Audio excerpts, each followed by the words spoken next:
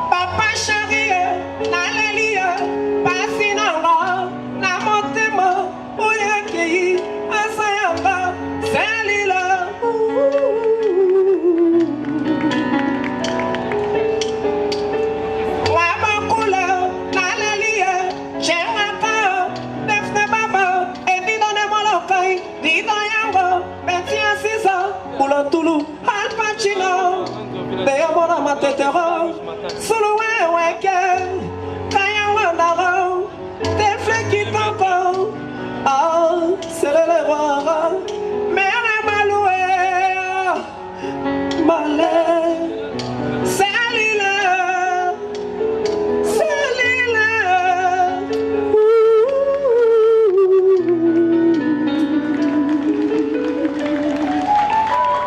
Merci. Tout ce qui est les bandes de Gomoussousou, l'artiste à la biso.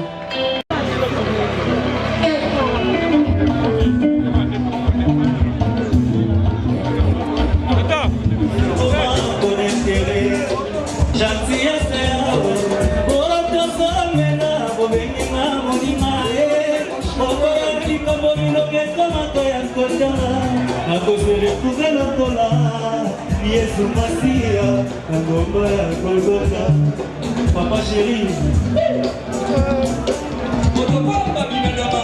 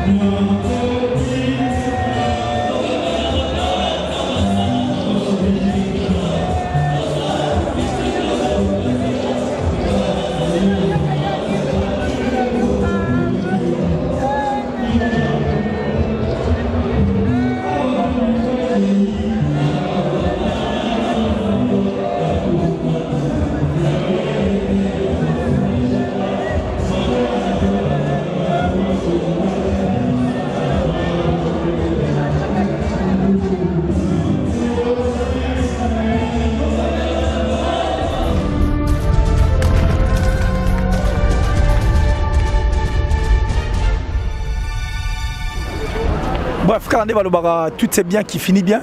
J'espère que tu as commis vraiment Nasuka ya émission Oyo, hein, c'est-à-dire événement où Binonos Webi écoutait ou frappait, ou soit cette triste nouvelle qui venait de frapper la République démocratique du Congo dans le monde musical.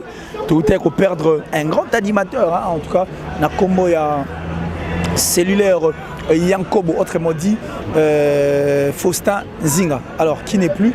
Et j'espère que Omoni, les artistes belé, va se recueillir devant bière, donc bière au Tobeni Cercueil.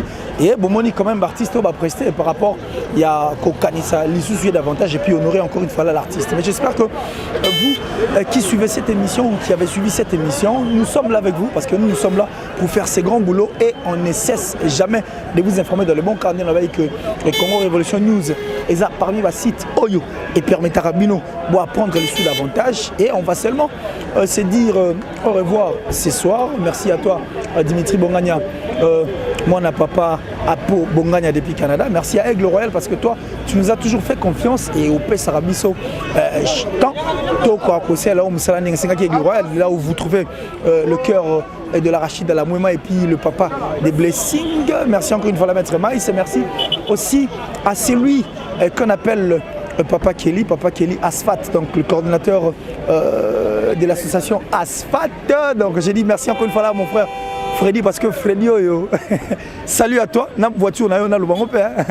Salut à ta Freddy de là où tu te trouves et fallait qu'on a ces équipes. Bon, merci beaucoup. Merci et aussi à toi Freddy Kimpe qui est à bord de sa voiture. Merci encore une fois là et merci. Alors pas Kelly, hein, le coordinateur d'Asfat. Asfat ne tombera jamais. Motema Makati, Brice Mantala, hein, Mr Clean. To kaboni lelo mais pour la liberté parce que le lobby il faut tout le monde en avoir. J'ai parlé de Maître Maïs quand même, ouais, Maître Maïs, donc il y a Ferré, voilà, Maître Maïs de Ferré, Gola. Donc j'espère que nous allons nous quitter, mais c'est pas pour du bon parce que demain déjà on va encore une fois là se retrouver parce que le lobby les a derniers jours où il y a ça là que Tokenda co-enterré plutôt Oyabiso Faustin Zinga. Donc on va se retrouver encore une fois là demain pour rendre un autre élément dans le cadre de cette émission, le rendez-vous.